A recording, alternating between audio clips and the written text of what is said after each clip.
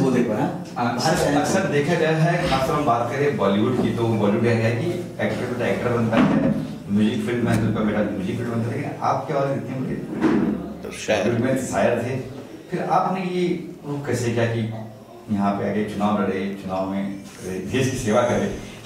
ये एक्चुअली अब्बा शुरू से जो हमारे वाले साहब है, वो भी उनका भी मंशा यही था कि लोगों की सेवा करें। इसलिए उन्होंने writers movement, progressive writers movement में उन्होंने हिस्सा लिया था और उनको लेफ्टिस्ट भी कहा जाता था, खाताज कहा जाता है, कम्युनिस्ट भी कहा जाता है।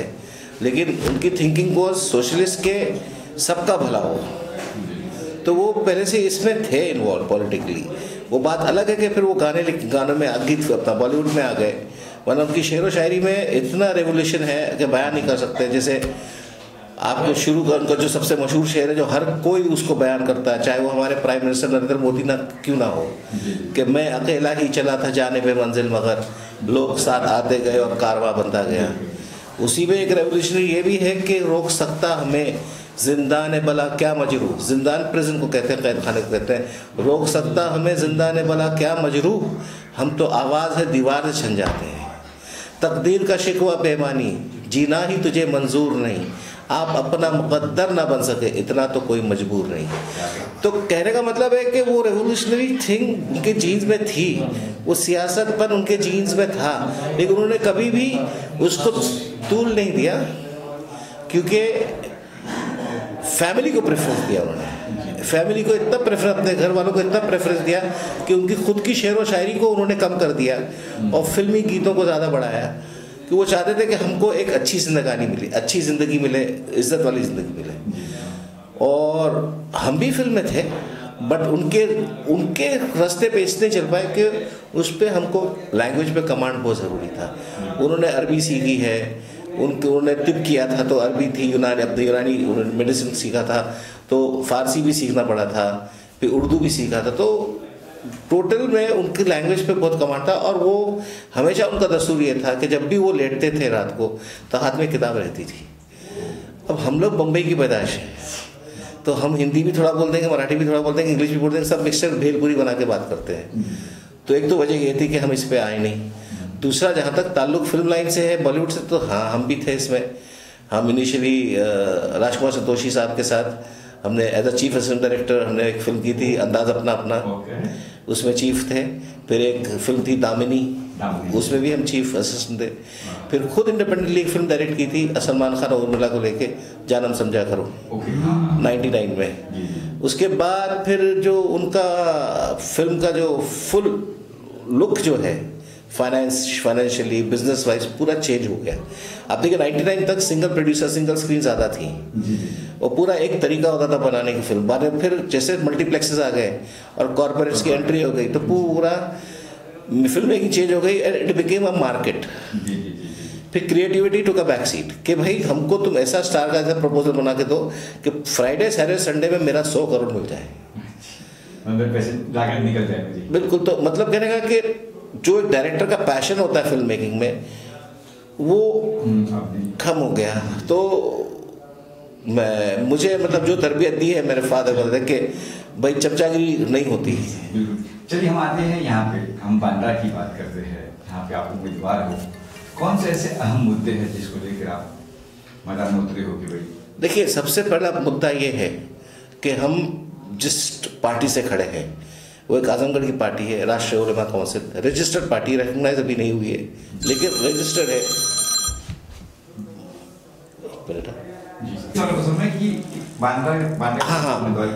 कौन से अहम मुद्दे हैं जिसका? मेरा मकसद जो मैं कह रहा था आपको कि मेरी जो जिस पार्टी से मैं खड़ा हुआ हूँ, राष्ट्रीय उलेमा काउंसिल, वो आजमगढ़ की पार्टी है, रिकॉग्नाइज भले नहीं है, लेकिन उसकी जो सोच है वो कहीं ना कहीं मैं उससे सहमत हूँ कि आपका पहला फ़र्ज़ ये है कि हम मुसलमानों पे जो जुल्म ओपन खुले आम हो रहा है, तो उनके साथ खड़े होना, और उनके साथ ही साथ और भी दूसरे जिनके ऊपर जुल्म हो रहा है, जिनके ऊपर तकलीफ़ हो रही, चाहे वो मुसलमान हो या गैर हो, उनके साथ खड़े होना और रास्ते पे उनके साथ खड़े होकर उनके साथ उनकी मदद करना। तो ये सोच मेरी बहुत प्रैक्टिकल थी, क्योंकि आज सिर्फ बांद्रा की बात नहीं है, सारे हिंदुस्तान में जो मुसलमान हैं और उन्हीं की तरह जिस चाहे आप उसको, ये अगर अपने लोग हैं तो बोल दीजिए खामोश, अगर दूसरे तो ठीक है। तो मैंने कहा कि जो इस पार्टी से मैं खड़ा हुआ हूँ उनसे, उनकी ख्यालात से मैं सहमत हूँ कि वो जो गिरे हुए हैं, जिनके जुल्म किया जा रहा है, उनके साथ वो खड़े हैं। और आज मैं जब यहाँ से खड़ा हुआ हूँ बांद्रा से, तो थोड़ा मैं बोल देता हूँ अपने बारे में कि मेरा सियासी बैकग्राउंड नहीं है, मैं कोई पॉलिटिकल ख़ानदान से नहीं आया हूँ। मुझे यहाँ है ना, ऊपर वाले ने मेरी तकदीर में जो रास्ते लिखे थे उसके थ्रू मैं इधर आया हूँ, लेकिन दिल में जो चोट थी वो इसी की थी कि लोग सामने जो मजलूम है, जो नीचे है, उनको लोग दबाते हुए चले जा रहे हैं और अपनी बिल्डिंगें बनाते, इमारतें बनाते चले जा रहे हैं और इनकी कोई फिक्र नहीं कर रहा है। तो मेरा मकसद यहाँ मुंबई बांद्रा में आके, सीट का मुझे अपॉर्चुनिटी मिली, वो डिटेल अल्लाह की तरफ से मिली, मैंने ले ली और आज मैं आपके सामने खड़ा हूँ। तो मेरा मेन मुद्दा है इन बस्तियों में जाना और इन बस्तियों में इनको उजागर करना कि सेल्फ रिलायंट बनो, दूसरों पे भरोसा करना छोड़ दो, तो वो तुमको फुटबॉल बनाते जैसे बनाते हुए आए हैं वैसे बनाते रहेंगे। खुद पढ़ो लिखो, गंदगी हटाओ अपने घरों जहाँ से तुम रह रहे हो। हेल्थ फैक्टर, एजुकेशन फैक्टर, ये तो मेरे मेन पॉइंट है जो मैं इसको इम्प्लीमेंट करना चाहूँगा, जबकि लोग काफ़ी सालों से यही बात कर रहे हैं लेकिन इम्प्लीमेंटेशन कहीं नहीं हो रहा। सर बांद्रा वेस्ट की बात करें तो बांद्रा में हर कौम के लोग हैं, मुस्लिम भी है, कैथलिक भी है, राजस्थान भी है, मराठी भी है। तो उन लोगों को, जैसे नॉन हिंदू, जो हिंदू है, नॉन मुस्लिम है, उन्हें आप कैसे रिझाएंगे, कैसे लोग देखिए मेरा, क्योंकि मैं तो सिंपल सी बात कर रहा हूँ, मैं मुसलमानों का मुद्दा इसलिए उठा रहा हूँ कि कोई भी मुसलमानों का मुद्दा उठाता नहीं है। अगर जब उनके ऊपर बुलडोजर चलता है, उनके ऊपर कुछ भी होता है, तो हमारा जो ऑपोजिशन की बात कर रहा हूँ, जो हमारा जो ऑलरेडी सरकार है, उनकी तो बात करने से मतलब ही नहीं, वो तो सब जानते क्या है, लेकिन जो ऑपोजिशन है वो तक मुसलमानों पे ऐसा हुआ या फला आदमी के साथ ऐसा हुआ वो जिक्र नहीं करता। दैट मीन हमको अल्पसंख्यक बोल के बंद कर दिया जाता है। मुसलमान क्यों नहीं बोलते हो आप क्यों नहीं बोलते कि फला मुसलमान घर में ज्यादती हो रही है? तो एक ही हो गया। लेकिन उनको प्रेफरेंस देने का मतलब नहीं कि दूसरे जो है उनके साथ नहीं हम खड़े हैं, हम उनके साथ खड़े हैं, हम हर उसी के साथ खड़े हैं, चाहे वो क्रिश्चियन हो, चाहे वो सरदार हो, चाहे वो हिंदू हो, जिनके साथ जुल्म किया जा रहा है। आप बात समझिए कि दूसरों के साथ जुल्म किया जाता है। मणिपुर में चर्चेस जलाए जा रहे हैं, उनके ऊपर काटम काटी की जा रही है, कोई जवाब नहीं मिल रहा है यहाँ से। हमको मौका मिलेगा हम उनके साथ खड़े रहेंगे, बिल्कुल खड़े रहेंगे। हम डाउन ट्रॉडन के साथ खड़े हैं, उसमें मुसलमानों का नाम हम अभी इसलिए ले रहे हैं कि कोई और लेने को तैयार नहीं है, खाली पेपर में हम पढ़ते हैं उनके बारे में, वरना हम सबके साथ खड़े हैं। पीछे आप देखिए कि ये जो बांद्रा है, ये गढ़ है बीजेपी का, आशीष सिलारी लगा जी जी जी जी जीते आ रहे हैं जी जी, और इस वक्त भी आपके साथ में प्रतिद्वंदी आशीष सिलारी जी जी जी जी, तो उसे कैसे देखते हैं आप? देखिए मैं तो सीधी सीधी बात करता हूँ, जब भी मैं किसी को मिलता हूँ कि मेरा नाम अंदलीब है और मैं आया हूँ आपकी कॉन्स्टिट्यूंसी में खड़ा होने, तो मैं कहता मैं जानता हूँ कि सामने दो दिग्गज हैं, एक आशीष शेलार है, एक आसिफ ज़करिया है, एक कांग्रेस है, एक बीजेपी है, उसके बीच में मेरा क्या होगा? लेकिन मेरा दिल और मेरी सोच उनसे बहुत बड़ी है। वो यहाँ है, हम यहाँ हैं। क्यों? क्योंकि आप बांद्रा में, मैं जब 22-23 साल का था, यहाँ क्रिकेट मैचेस खेलता था, तो अक्सर रेक्लेमेशन से जाता था, चारंग शाहजहाँ जहाँ उनका ऑफिस है, तो वो बस्ती आजकल आज तक भी वैसी ही है, नरगिस दत्त नगर। वो बस्ती को देखता था, क्रिकेट वहाँ भी खेलता था, पहले खुला मैदान था तो उधर भी मैचेस खेलते थे।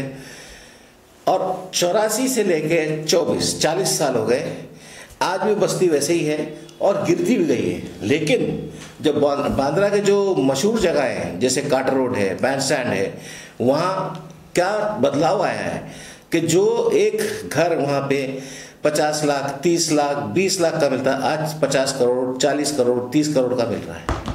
तो यानी बांद्रा ने तरक्की की, बांद्रा बहुत तरक्की किया। लेकिन यहाँ क्या हुआ? बस्तियों में सिर्फ मैं चक्कर काट के आया हूँ और मैं आपको कह रहा हूँ कि जानवरों से बदतर जिंदगी है इन लोगों की।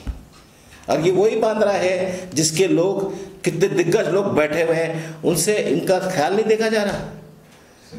तो मैं उस सोच से बोल रहा हूँ कि उस लिहाज से मैं बहुत ऊंचा हूँ। हाँ, मैं जानता हूँ कि हर नेता शुरू में जब आता है तो यही बात करता है, आप मुझे वोट दो, मैं ये कर दूंगा, मैं वो कर दूंगा। तो मैं उन लोगों को ये जवाब देता हूँ कि मेरे वालिद साहब ने मुझे एक अच्छी ज़िंदगी दी है, खुशहाल ज़िंदगी दी है। मुझे कोई लालच नाम वाम का नहीं, पिक्चर बना के लोग मुझे जानते हैं। मैं सिर्फ और सिर्फ लोगों की खिदमत करने आया हूँ, और जो नीचे तबके के लोग हैं उनके साथ खड़ा रहूँगा। सर, आपका ख्याल कब आया कि चुनाव लड़ना चाहिए? हम काफी लोग देख लिया हमने, अब सरकार जो भी मुझे सरकार आते हैं नहीं करता, अब मुझे लड़ना चाहिए।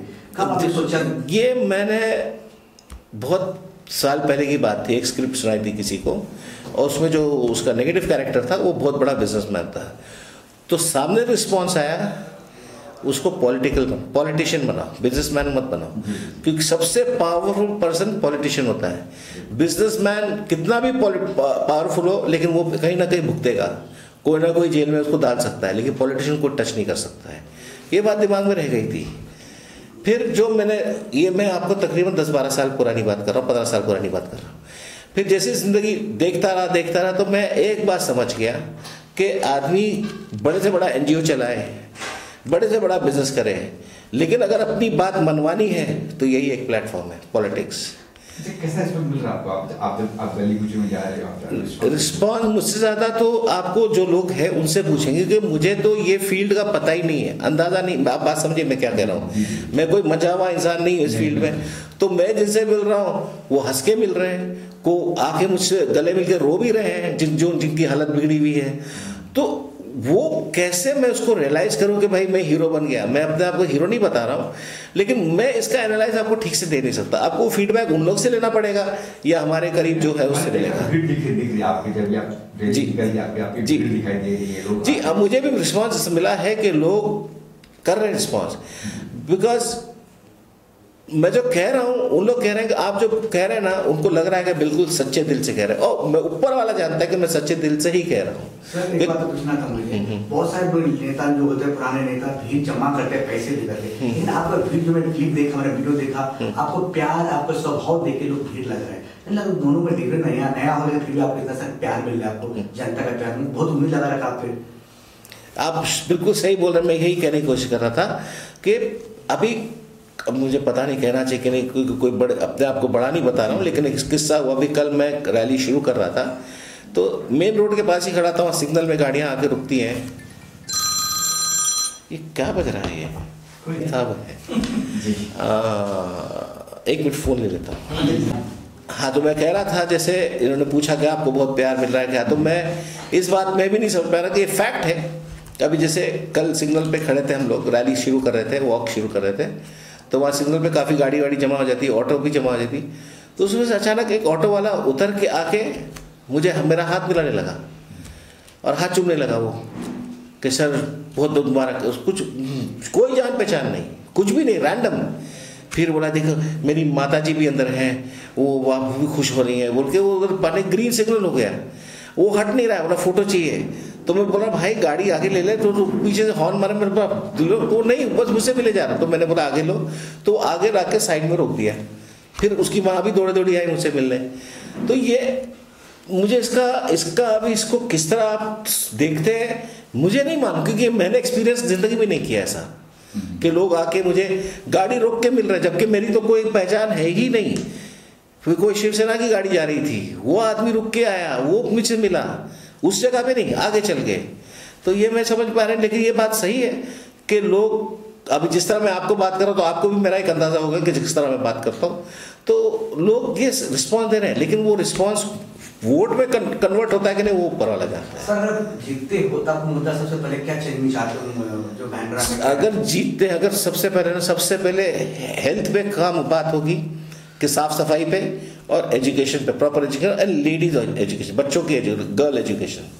क्योंकि हमारे कौम में, मुसलमानों में ये बहुत बुरी आदत है, मैं ऐसा बोल रहा हूँ, बहुत बुरी आदत है कि बच्ची को पढ़ाते ज़्यादा नहीं है। 16, 17, 18 साल की हो जाए, मैं महाराष्ट्र की बात कर रहा हूँ, बाहर भी पढ़ाते होंगे जो भी है, लेकिन जो शादी के खिलाफ मैं नहीं हूँ। हमारे कौम में निकाह को आधा दीन बोला जाता है, हाफ द रिलीजन। तो मैं शादी के खिलाफ बिल्कुल नहीं हूँ, लेकिन हम क्या करते हैं, बच्चियों की पढ़ाई रोक के उनको शादी में डाल देते हैं, और वो बच्ची भी फिर आगे बढ़ नहीं पाती, सोचती यही मेरी ज़िंदगी है। मेरा मकसद ये होगा कि भाई तुम पढ़ाओ, उसको एजुकेट करो कि ताकि वो खुद अपने आप को ढूंढ सके, वो अपने आप को पहचान सके, तो फिर वो ज़्यादा सर्फ अच्छी तरह अपने हस्बैंड से मिलेगी, उससे प्यार करेगी। हस्बैंड भी पढ़ा लिखा होगा तो वो भी उसको उसी तरह के उसके हुकूक की कदर करेगा, बजाय इसके कि तू मेरी बीवी मेरा काम कर, जो आज होता है, सीधी बात है।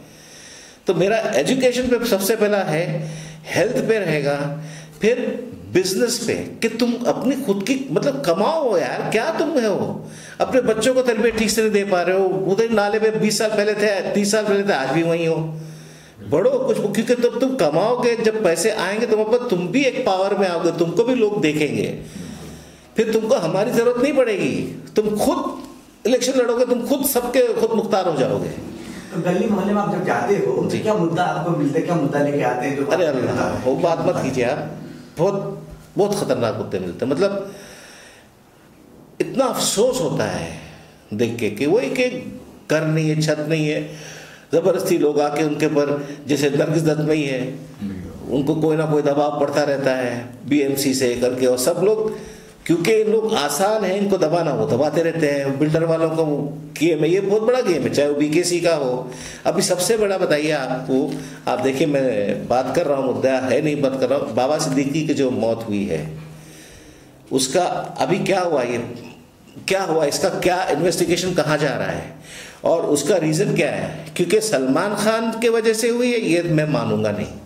कोई भी अक्लमंद इंसान होगा जिसके पास थोड़ा दिमाग है, ये एक मोटिवेटेड मूवमेंट है, मूव था ये, कुछ और ये सिंपल नहीं कि भाई उनको हेल्प कर रहे थे इसलिए मार दिए। बकवास फिल्म में नहीं देख रहे यार हम लोग, कोई पुरानी सीक्रेट पिक्चर नहीं बता। बहुत सारे लोगों का कहना है कि पॉलिटिकली गेम था, लोगों का कहना है। पॉसिबल, देखो जो भी अक्लमंद है वो करेगा, लेकिन हम कमिट इसलिए नहीं करते क्योंकि हमको पता नहीं, लेकिन डेफिनेटली ये सलमान खान का नहीं हो सकता, दूर पता नहीं, बिल्कुल कोई सवाल नहीं उठता वो, बिकॉज हाँ ये मेरी अकल कह रही है और मेरे जैसे को लोग कहेंगे भाई तुम्हारे पास मुझसे ज़्यादा अकल है, तुम सोचते हो पर तुम सही करके बोलते हो, क्योंकि मुझे नहीं समझ आता। It was a motivated thing, it's ज़्यादा अभी पॉलिटिकली मोटिवेटेड था या पर्सनल मोटिवेटेड था या बिजनेस मोटिवेटेड था, इस पर मुझे नहीं जाना क्योंकि मैं जानता नहीं इसके बारे में इतना। चलिए आपने बात छेड़ी है, जरा हम कहीं और चलते हैं। राज ठाकरे जी का भी बयान आया था कुछ दिन पहले कि अगर सत्ते में आते हैं राज ठाकरे तो जितनी मस्जिद के ऊपर प्लॉट्स लगे हैं उसको निकाल देंगे 48 घंटे के अंदर। वहीं सेकेंडरी नीतीश राणे कहते हैं कि मैं 23 के पहले सारे मस्जिद जितने भी होंगे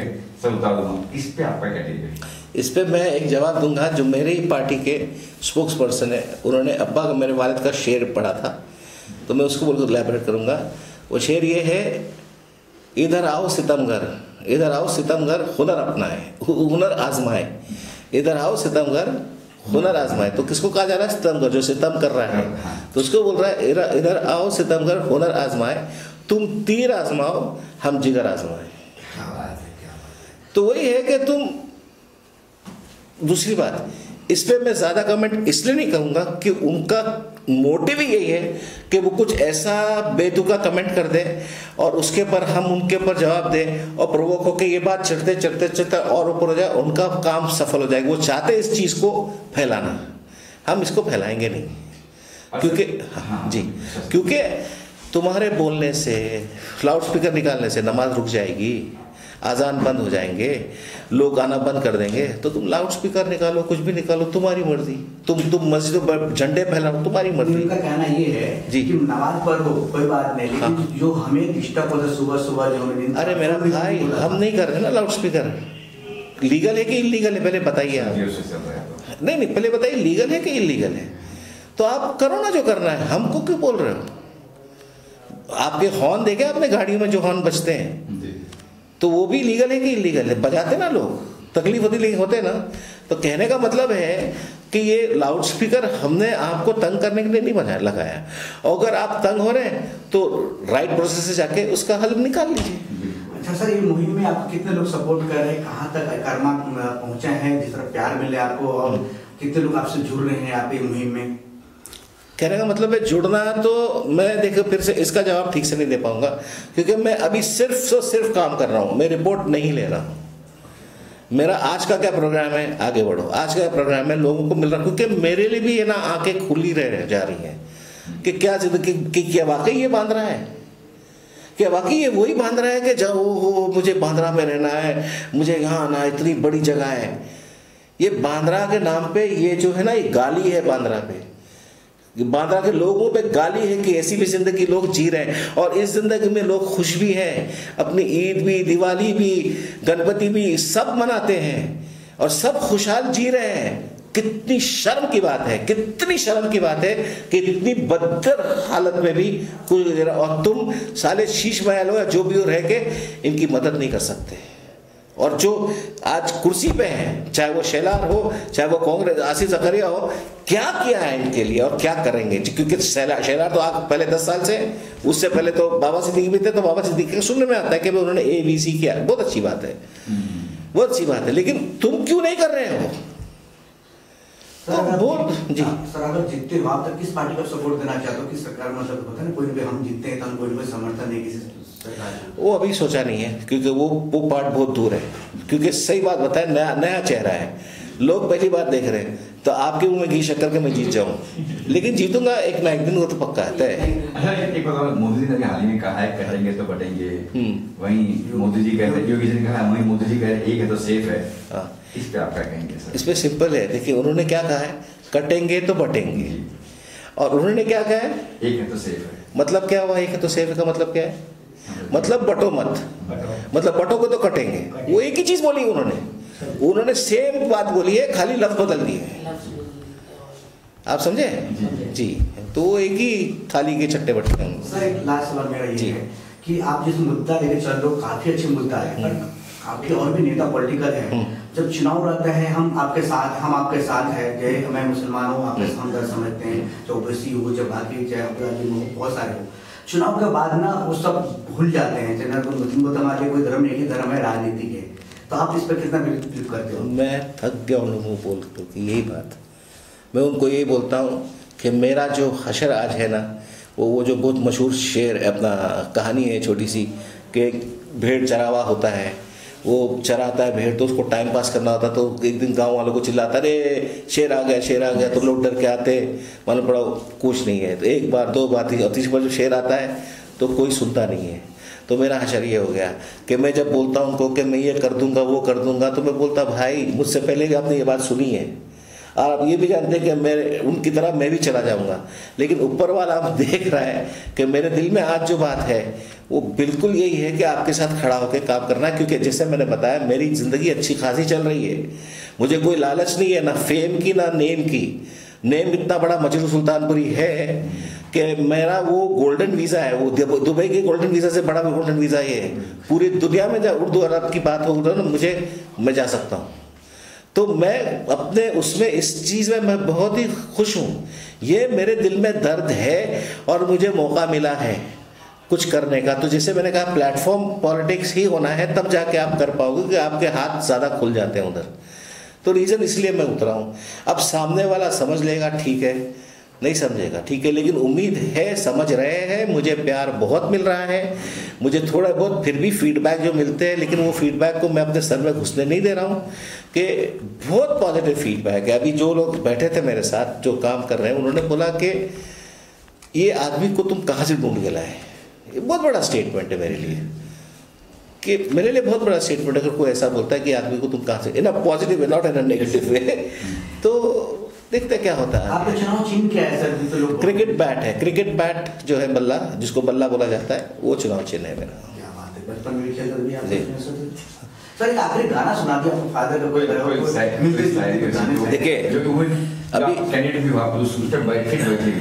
मैं बता रहा हूँ, अभी परसों में रैली में चल रहा था, और असर मतलब ये जो दोपहर के बाद का वक्त होता है, शाम से पहले जब सूरज थोड़ा नीचे आ जाता है, तो वो चलते चलते वो JBL का स्पीकर लेके चल रहे थे, तो उसमें ब्लूटूथ भी है, तो उसमें उन्होंने गाना लगाया, और वही गाना एक बार KBC पे NDRF के हेड आए थे जो नेशनल डिजास्टर रिलीफ के, तो उनको अमिताभ बच्चन साहब ने कहा कि मैंने सुना आप अच्छा गाते हैं, तो कुछ एक गीत सुनाइए। तो उनका मेरे पर रिकॉर्डेड क्लिप है, तो उन्होंने बोला कि मैं अक्सर